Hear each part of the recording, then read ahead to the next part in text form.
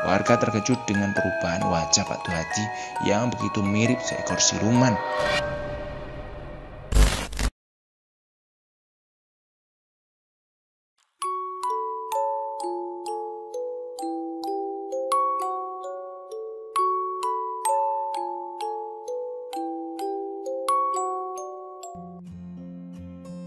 Assalamualaikum warahmatullahi wabarakatuh. Teman-teman untuk rekam, kali ini kita akan lanjutkan cerita pernikahan berdarah tulisan dari Restu Wiratmaja. Yang belum nonton part 1, 2, dan 3 silahkan tonton. Linknya ada di deskripsi. Dan seperti apa keseruan cerita Restu Wiratmaja malam hari ini? Mari kita dengarkan.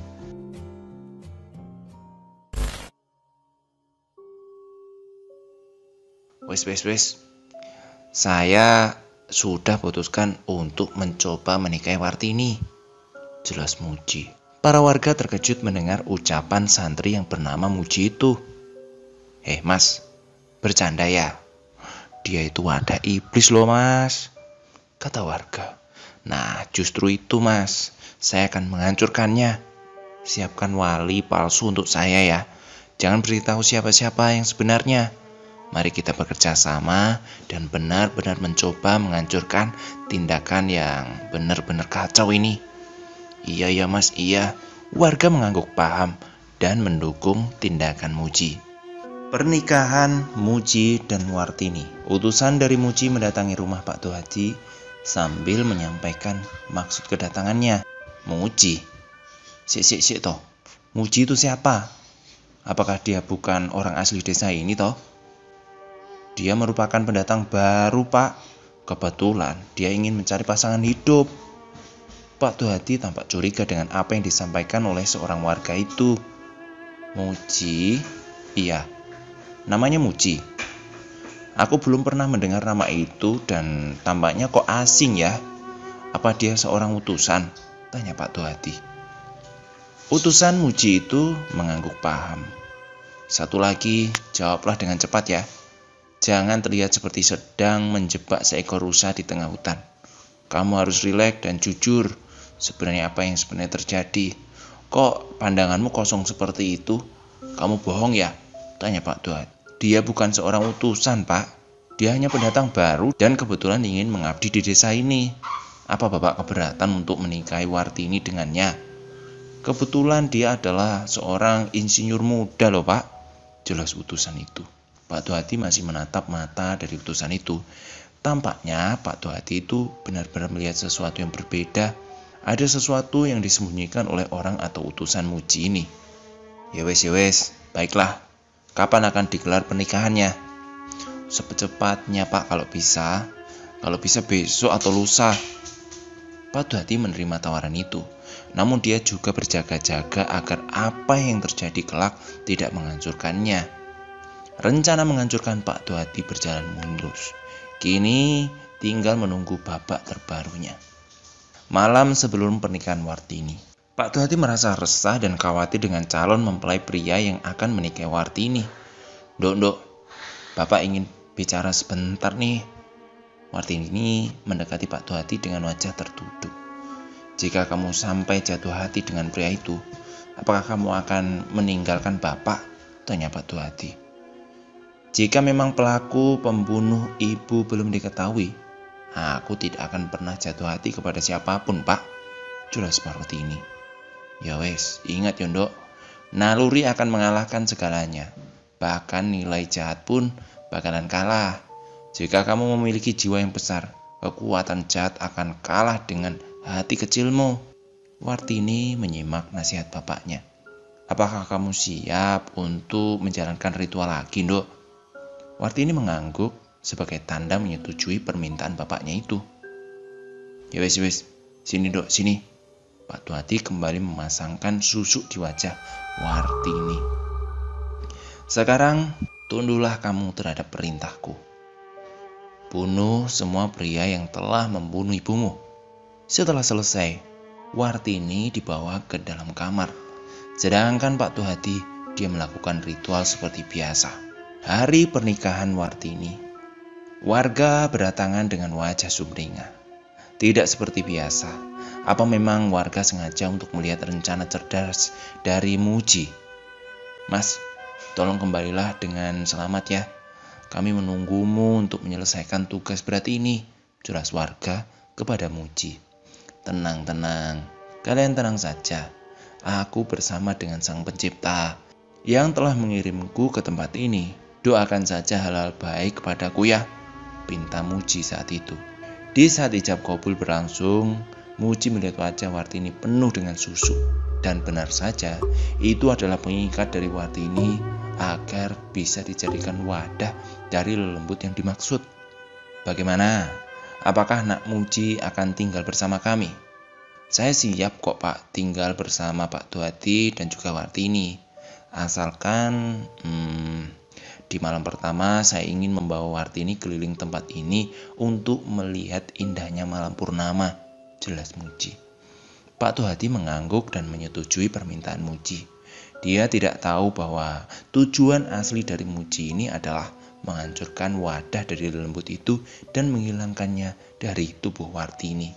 Muji sangat yakin seyakin-yakinnya bahwa Wartini telah dimasuki lembut itu. Karena itu dia sangat berhati-hati bagaimana lembut itu mulai menyerangnya. Malam pertama setelah pernikahan, Muji mengajak Wartini untuk sekedar melihat purnama yang indah. Dia membawa Wartini hingga ke ujung desa di mana purnama sedang memekar cahayanya. Muji menghentikan langkah, Wartini pun ikut berhenti. Wajahnya memucat dan penuh dengan kebingungan. Kamu tahu mengapa ibumu meninggal dunia? Apakah kamu tahu fakta sebenarnya? Tanya Muji. Wartini hanya terdiam. Muji memegangi tangan Wartini dengan penuh kasih sayang. Ibumu meninggal bukan karena dibunuh oleh pria hidung belang, seperti yang dikatakan oleh bapakmu. Dia meninggal karena dijadikan wadah dari lembut yang berada dalam tubuhmu saat ini. Jika kau benar mencintaiku, kembalilah seperti Wartini yang menyukai kebebasan, jelas Muji saat itu. Dengan sekejap, wajah Wartini mengeluarkan benda-benda kecil yang diyakini sebagai susu. Wartini merintih kesakitan sambil memegangi wajahnya. Keluarkan Wartini sekarang, jangan kau ambil tubuhnya, jelas Muji sambil membacakan beberapa ayat suci Al-Quran. Wajah Wartini mengeluarkan banyak darah dan bersama hal itu, keluarlah susuk itu.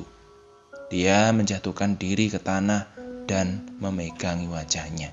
Kembalilah ke jalan Allah sekarang Wartini, jelas Muji saat itu. Wartini berteriak kencang sekencang-kencangnya. Teriakan itu membuat seluruh warga keluar dari rumahnya masing-masing dan mencari sumber suara. Setelah ditemukan, para warga langsung mengerubungi Muji dan Wartini yang sedang berada di ujung desa. Wartini masih berteriak kesakitan. Dia tak tahu bagaimana rasa sakitnya. Muji yang tahu warga mengerubunginya, dia pun memerintahkan para warga untuk tidak mendekat. Tolong cari Pak Duhati sekarang, jangan sampai lolos ya, teriak Muji saat itu. Para warga langsung mengepung Pak Duhati di rumahnya. Namun sayang, keberadaannya tidak ada di rumah. Para warga kembali melaporkan hal itu kepada Muji. Di rumah kosong mas, bagaimana? Cari rumah yang memiliki ternak. Lelembut itu telah berpindah ke tempat Pak Duhati, teriak Muji. Jika lelembut itu telah berpindah ke tuannya, dia akan mencari ternak untuk dihisap darahnya, dan sama halnya ketika kematian ternak milik Samingun. Akhirnya para warga pun mencari rumah-rumah yang punya ternak. Di desa itu ada orang yang memiliki ternak hanya 2 orang, keluarga Samingun dan keluarga kepala desa. Karena ternak Samingun sudah habis mati karena misterius, akhirnya warga bertolak ke rumah Pak Kades. Setelah ditelusuri, Pak Duhati sedang bersembunyi di kandang kambing milik Pak Kades sambil menggigiti kambing dengan gigi yang amat sangat tajam. Kui, belisik, kui, teriak warga. Itu iblisnya. Sontak Pak Duhati langsung melarikan diri ke arah perkebunan tempat ditemukan Agus yang mati terbunuh saat itu. Wes, ayo dipateni ae iblis, teriak warga sambil mengangkat golok dan benda tajam. Warga terkejut dengan perubahan wajah Pak Duhati yang begitu mirip seekor siluman. Wajahnya tampak memiliki bulu dengan garis-garis di tiap sudut pipinya.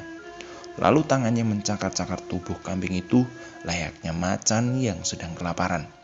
Mulutnya penuh darah. Di beberapa sela giginya terdapat daging yang menyangkut. Itu mas, itu pak, itu mak, iblisnya itu, teriak warga. Pak Tuhati berlari menghindari warga. Detak jantung para warga hampir copot, manakala Pak Tuhati tidak normal seperti macan. Sementara itu, Muji masih menunggu kesadaran Wartini. Wartini, bangun, ucap Muji dengan penuh iba. Kamu siapa? Tanya Wartini pelan. Muji tak bisa menahan harunya. Dia baru menyadari bahwa hatinya sedang jatuh hati kepada Wartini. Beberapa saat sebelum Muji ditugaskan di desa tempat Wartini berada. Muji, manusia itu tidaklah semua jahat. Ada juga mereka yang jatuh pada godaan setan yang membisikkan lewat hati yang penuh dengan kebimbangan, ucap Pak Kiai Guru Muji. Nggih Pak Kiai, nggih, ucap Muji. Jika kamu mendapati manusia yang membutuhkan pertolongan, bantulah dia. Sebarkan agama ini dengan kasih sayang dan kedamaian. Jangan kamu hancurkan agama ini dengan kekerasan dan tindak kriminalmu. Nggih Pak Kiai, nggih. Pak Kiai memegangi kepala Muji dengan berkata, jadilah muslim yang sejati, yang iba terhadap manusia yang membutuhkan pertolongan ya. Karena itu juga Muji menjadi yakin bahwa sejatinya manusia yang baik adalah manusia yang peduli terhadap lainnya. Kembali saat momen Muji mendapati Wartini akan meninggal. Aku adalah suamimu Wartini, ucap Muji sambil meneteskan air mata. Wartini tersenyum, tangannya penuh darah. Kamu suamiku, ucap Wartini. Iya, aku adalah suamimu. Aku belahan jiwamu Wartini. Wartini tersenyum. Sesekali dia memegangi dadanya yang merasa kesakitan. Jangan banyak bergerak dulu War. Kamu masih belum seluruhnya mengeluarkan susu itu. Aku kotor mas. Mana bisa kau yang suci menyintai orang yang kotor ini? Apakah Tuhanmu adil? Muji terus meneteskan air mata. Mana bisa nalurinya menahan rasa bersalahnya. Pernikahan yang awalnya sebagai sebuah rencana, kini melekat menjadi sebuah hubungan yang sangat terasa hati. Enggak War, kamu enggak kotor. Kita bisa memulainya dari awal. Aku akan menjadi suamimu yang baik. Kita akan tinggal bersama dalam satu atap. Kamu tahu kan, kamu menginginkan kebebasan, aku akan membebaskanmu, jelas Muji. Tangan Wartini menyentuh pipi Muji. Darahnya menyentuh pipi Muji yang basah karena air mata. Kamu menangis? Tanya Wartini. Muji memegangi tangan Wartini dan berkata, aku akan menyelamatkanmu War. Tolong jangan banyak bergerak dulu. Aku ingin bersamamu mas, walaupun hanya sebentar. Kamu bukanlah laki-laki yang dikatakan oleh bapak. Kamu laki-laki baik. Tidak semua laki-laki itu tidak baik kan mas? Buktinya, kamu masih menerimaku yang kotor ini, jelas Wartini. Muji melihat ke kanan kiri tempatnya, namun tidak ada satupun warga yang melihatnya. Mas, boleh aku minta satu permintaanmu? Apa itu War? Tolong Islamkan aku mas. Air mata Muji menetes jelas di hadapan Wartini. Tatapannya menjadi kosong, pikirannya entah kemana. Mas, kamu sanggup kan? Mas, kamu sanggup kan? Tubuh Wartini sudah tak sanggup lagi menahan derita dan rasa sakit atas susuk yang telah banyak menempel dalam tubuhnya. Dan ternyata susuk itu tak hanya dipasangkan di wajah, melainkan ada beberapa puluh titik yang ditempelkan di tubuh Wartini. Mas. Muji mencoba menguatkan hatinya yang hancur berantakan saat itu. Dia tak ingin kehilangan Wartini, walaupun pernikahan ini hanyalah pernikahan yang direncanakan saja. Iya War, iya. Wartini tersenyum. Asyhadu alla ilaha illallah wa asyhadu anna Muhammadar Rasulullah. Wartini menghafalnya dengan sempurna. Namun begitu dia telah usai mengucapkan syahadat, nyawa Wartini tak tertolong. Wartini meninggal dengan keadaan telah bersyahadat dan kembali pada Tuhan. Muji memeluk tubuh Wartini, dia menangis sekencang-kencangnya. Perpisahannya begitu sangat menyayat hati dengan sangat bermakna. Pengejaran Pak Tohati. Para warga terus mengejar Pak Tohati mulai memasuki perkebunan. Karena dirasa sangat berbahaya, akhirnya para warga membakar seluruh isi perkebunan itu. Cijago merah itu melahap habis seluruh pepohonan yang liar yang memungkinkan Pak Tohati sedang bersembunyi di dalamnya. Wes, bakar kabeh wae, teriak salah satu warga. Betapa histerisnya kejadian kala itu. Para warga membakar seluruh perkebunan hingga dikenal dengan nama obor peteng. Api yang membakar perkebunan di malam hari yang benar-benar gelap gulita saat itu. Dan anehnya, tak ada tanda-tanda dari berlangsungnya keberadaan Pak Tohati itu. Pak Tohati seperti ditelan bumi, jasadnya tidak ditemukan. Dan jikalau dia berhasil terbakar, setidaknya ada tanda-tanda dari keberadaan Pak Tohati saat itu. Malam itu juga warga hanya menunggu suara teriakan Pak Tohati atau tanda-tanda dari keberadaan Pak Tohati, namun hasilnya nihil. Pak Tohati benar-benar menghilang. Akan hasil akhir ini, akhirnya para warga pun melaporkan kejadian ini kepada Muji. Muji yang kala itu sedang menggotong Wartini harus menahan sedihnya dengan tegar dan memberikan solusi kepada warga. Pak Tohati belum mati, ucap Muji. Para warga pun diberikan saran oleh Muji untuk waspada. Karena malam itu juga Wartini langsung dimandikan dan dikafani, kemudian disolatkan serta dikuburkan. Muji tak mau menunggu esok hari karena tidak baik untuk jasad Wartini. Setelah urusan Wartini selesai, Muji kembali kuat. Dia memerintahkan para warga untuk menabuh pring kuning di kebun tempat hilangnya Pak Tohati. Dan benar saja, Pak Tohati muncul dengan wujud siluman macan.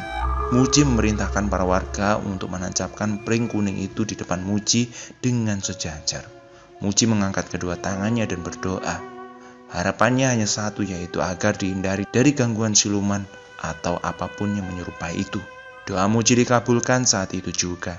Entah dari mana datangnya, kabut mendatangi di antara Muji, warga, dengan siluman yang meyakini Pak Tohati itu. Hingga saat itu, jarak keduanya terpisah dengan kabut yang membatasi di antaranya. Cerita ini diadaptasi sosial konflik siluman macan di salah satu tempat. Nama dan semuanya kita samarkan.